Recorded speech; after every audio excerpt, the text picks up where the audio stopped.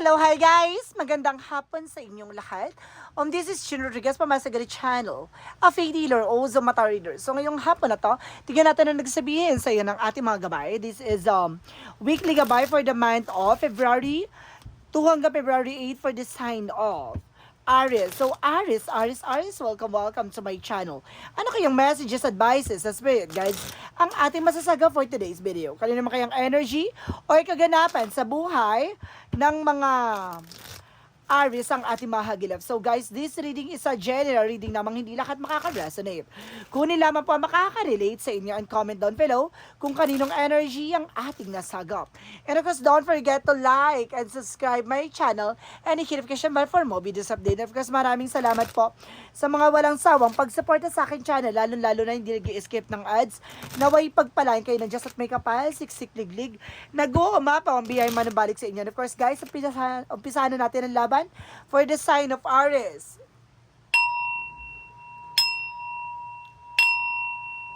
Angel Spirit Guides, please give me information. Ano kayang gusto sabihin sa'yo ng ating mga baraha? Aries? So there's a Ten of Cups, Ten of Pentacles for long-term success and long-term investment and sa financial security, no? Pagkakaroon ka na, kung magiging secure na about sa finances mo. And the temper is kalma. Ibig sabihin, kumalma, no? It's either sa gastos, ganun. Kumbaga, maging practical ka. And because there's a Queen of Swords, kumbaga, there's a bigger picture of yourself. Kumbaga, lagi mo titignan yung magiging kahihinat ng situation, even your love life and of course, finances. And the Devil is there. Kumbaga, mayroon dito nga black magic and or something temptation or something abusive. So, let's see. And the Tower moment is sudden changes or some big changes or kumbaga, chaos or something pagkasira o pagkabuo ng situation. And the Devil is here. Siguro, sinasabi dito na may taong gusto sumira sa'yo. And the Ten of Wands is a burden, no? May taong nagbibigay pabigat sa buhay mo. May God. May nagbibigay malas sa buhay mo. And of course, there's the Nine of Pentacles, so there's a blossoming abundance. Lalago at lalakas na yung finances. Kumbaga, sinasabi dito, kumbaga, magkakaroon ka na pang matagalang financial windfall. And the Judgment is a wake-up call. Kumbaga, tinatawagan ka, of course, nakakakita ka na angel's number or angel's synchronicities. Binibigyan ka na mensahe pero hindi ka nakikinig. And of course, there's a Knight of Cups for a wish fulfillment. May mga bagay na unti-unti mo na makikita, unti-unti mo na matutupad. And the Star card, see, I told you, may taong gumagawa sa'yo para bumaligtad ang situation. Imbis na swertihin ka, mamalasin ka. So, let's see what is the Tower moment. So, there's a Seven of Swords. So, there's a sneakiness. I told you, may taong sumusubaybay at talagang kumukuha ng impormasyon sa'yo na taong para sirain ka. And the Queen of Pentacles is a practicality. Maging practical ka pagdating sa mga pinagtrabahuhan mo, no? Kung nasa ibang bansa ka, magtipid ka, mag-ipon ka. Kung mag-aabot ka sa ibang sa yung mga pamilya, kumbaga yung tama lang. Kumbaga magtabi ka at mag-ipon ka, no? Hindi lahat ibibigay mo sa kanila. So let's see what is the Ten of Pentacles and of course the Nine of Pentacles. Additional messages for the Five of Pentacles. So this see, some of you baka baligtaran na nagaganap. Now there's a financial crisis. So there's a possible na taong itong gumagawa sa'yo ay gusto talagang mahirapan ka, no? And of course, let's see, the Temperance and the Judgment represent the Ten of Cups. So there's a happiness. Siguro naiingit to kasi masaya yung pamilya mo. And the Chariot is take an action. So, kailangan mong kumilos, kailangan mong gumalaw. Kung gusto mo masolusyon at gusto mo matapos to, ngayon pa lang, umpisahan mo ng solusyonan. The Strike card is a confidence. Kung magkaroon ka ng confiance sa sarili mo at kailangan mo maging malakas at matibay ang loob mo na humarap sa hamon ng buhay. And because there's a higher fight for a lesson learned, may mga bagay kang dapat matutunan at may mga bagay na dapat mong malaman. And there's a King of Cups, there's a devoted and supportive person, may taong sumusuporta sa'yo at gumagabay sa'yo at kumbaga makinig ka sa intuition mo, itong tao na to, kumbaga, kailangan practical kayo pares sa isa't isa, ganon. Kumbaga, kailangan there's a give and take. And of course, the Page of Cups is an intuition. Pares kayo there's a visions, no? It's either pares kayong Virgo o pares kayong Earth signs. Ay, pares kayong Aries or pares kayong, bakit yung sinasabing Virgo? So, there's a possible baka person mo ay Virgo. And there's a the Sun card. So, there's a pinaka-outcome nito is the Sun card for a positive outcome. At the same time, magkakaroon ka ng kaliwanagan. Oh my God.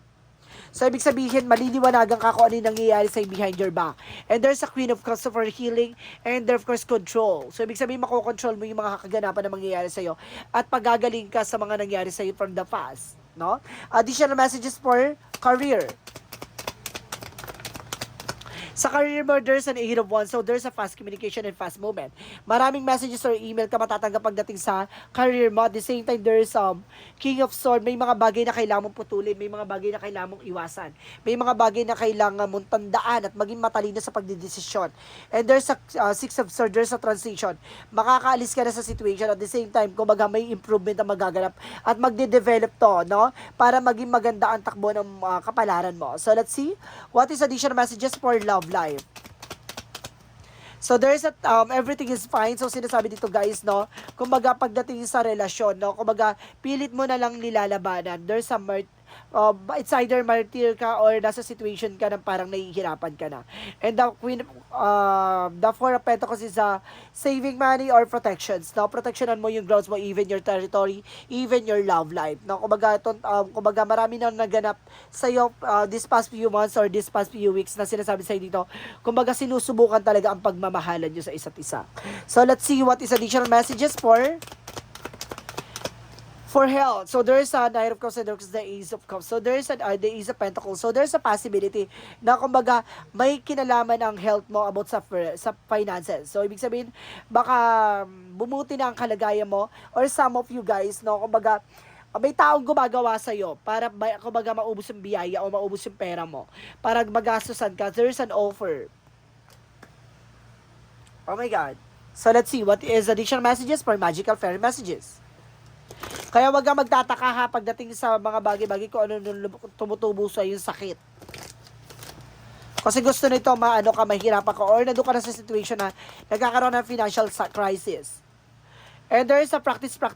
So may mga bagay na kailangan mo enhance your abilities or your skills, no? And of course, confidence. So let's see what is a Yin and Yang Oracle card. So there's a regret, na may mga bagay na pinagsisisihan ka. And there's an ego. Alisin mo yung ego and pride mo.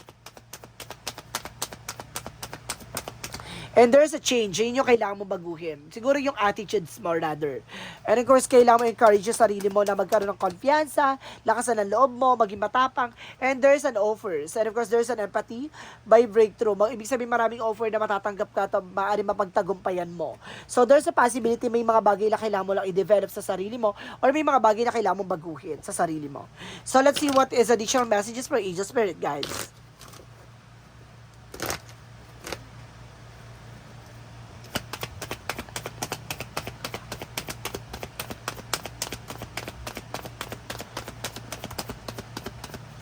There's a humor. So there's a, kumbaga, lighter side of situation. Ganun, kumbaga, mataas ang sense of humor mo. Hindi ka, kumbaga, umiiwas ka na sa mga nega, umiiwas sa mga toxic na tao sa paligid mo. Tinitignan mo na yung pinakamagiging maganda yung sitwasyon mo, or magiging possibilities mo. And there's a denial na, kumbaga, inaalis mo na yung takot at pangamba mo, no? Kumbaga, nagiging aware ka na lang sa lahat na sa paligid mo, no? Ganun naman yung mga successful na tao eh. Kasi marami ng, kumbaga, challenges yan eh. There's a lesson na natutunan yan from the past na, kumbaga, hindi na yan pumapatol basta-basta. Diba? Let's see what is Archangel Michael. The person that you're asking is about trustworthy. Yung taong kinakausap mo ay maaari mapagkakatiwalaan mo. And there's a use your imagination and use the answer. Gamitan mo ito ng intuitions, no, para masagot ang iyong katanungan. And your children are watched over by angels. So, ibig sabihin, guys, no, sinusubay at ginagabayan ng iyong mga anak. Kung may anak kayo, guys. So, let's see what is the chakra.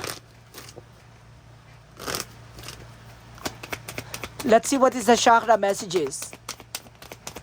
So, there is an isolation, no? Kumbaga, kung mawala ka sa mga negative, there's a lot of negativities around you, guys. And there is a self-worth. Dapat alam mo sa sarili mo kung ano yung halaga mo. Yung mga taong nandyan, kumbaga lalapit lang yan pag may mga kailangan. Nandyan lang yan kapag kailangan ng tulong mo. Pag ikaw wala na, kumbaga hindi na sila mahagilap, ganon. There is of course, there is a harvest, no? Kumbaga mag-harvest ka at the end of the time. And of course, there is an information by choices, no? May mga bagay na, kumbaga marunong ka na dapat pumili ng mga taong makakasama mo or pakikisamahan mo. There is a commutation by happiness, no? Kumbaga malalaman mo na yung mga bagay-bagay, kung ano ba talaga yung tunay na nakakapagpasaya sa'yo. Additional messages. There's an artist. So, ibig sabihin dito, bibigyan mo ng kulay ang sarili mong mundo. No, ikaw yung magbibigay katuparan sa mga pangarap mo. And there's a leadership. No, kaya mong pamunuan yung magiging situation mo. Lalo-lalo na sa mga challenges na pagdaanan mo, kumbaga sarili mo yung sandigan mo. And there's a healer. No? Some of you, kailangan nyo ng healer dito. No? Para magamot kayo sa anumang karamdaman or anumang ginawang kamalasan sa inyo. So, let's see what is Archangel Michael, ay Raphael. Laughter is the best medicine. So, ibig sabihin dito, the more nagiging masaya ka, the more parang nare-relief yung yung stress mo, even your, kumbaga, nararamdaman. So, let's see additional messages. So, there's with the hater. So, there's an information na parang lalalim yung kaugnayan mo sa ating Panginoon. Parang ganon. Pinapalalim ang kaugnayan mo. And there's a remember for the soul plan. So, plano talaga ng ating Panginoon yung mga bagay-bagay na nangyayari sa buhay mo. So, ibig sabihin dito, may mga bagay na nakatandang mangyari. There's a soul plan and destiny life. No? So, let's see what is the Monsology. Take time to breathe out. So, kailangan mong huminga. No? Kailangan mo magpakalayo-layo at something, gano'n. Kung kailangan mo huminga naman, parang gano'n siya. And there's you and your loved ones are safe. No? Pagdating sa mahal mo sa buhay, safe naman daw. At the same time, there's you're very close to achieve your goal. No? Napakalapit mo na para matupad mo na yung pangarap mo. Ngayon ka pa ba susuko? Diba? So, let's see what is the energy. Let's see what is the energy. There's a thinking man.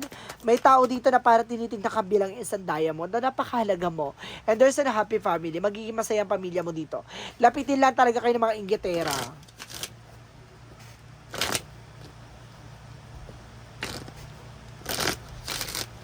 So, let's see what is the romance angels. So, there's finances and career. So, pagdating sa finances and career, pasabog ka daw dito, ha? And there's passion. So, gawin mo yung mga bagay na hilig mo o talagang gusto mo.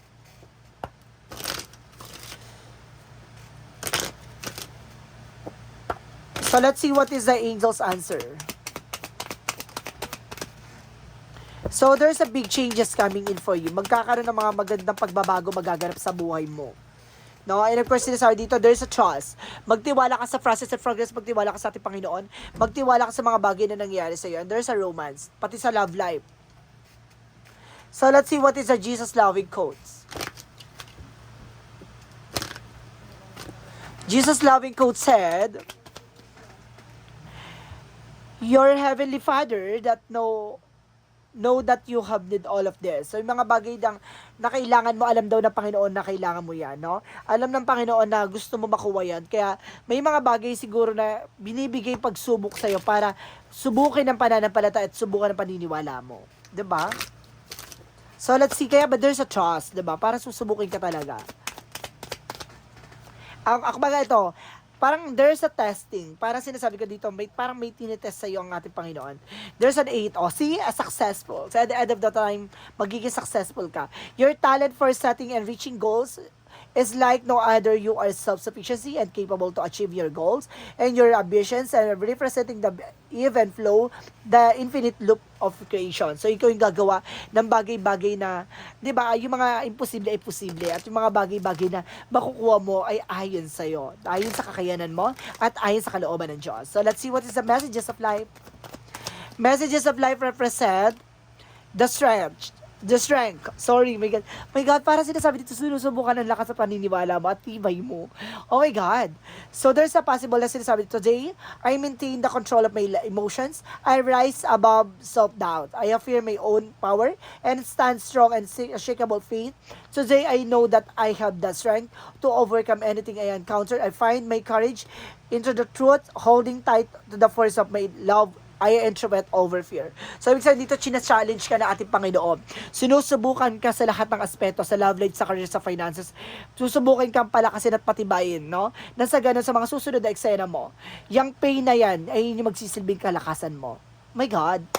Ang galing. So guys, this is a weekly gabay for the month of February 2 hanggang February 8 for the sign of Aries. So Aries, maraming salamat for this wonderful reading.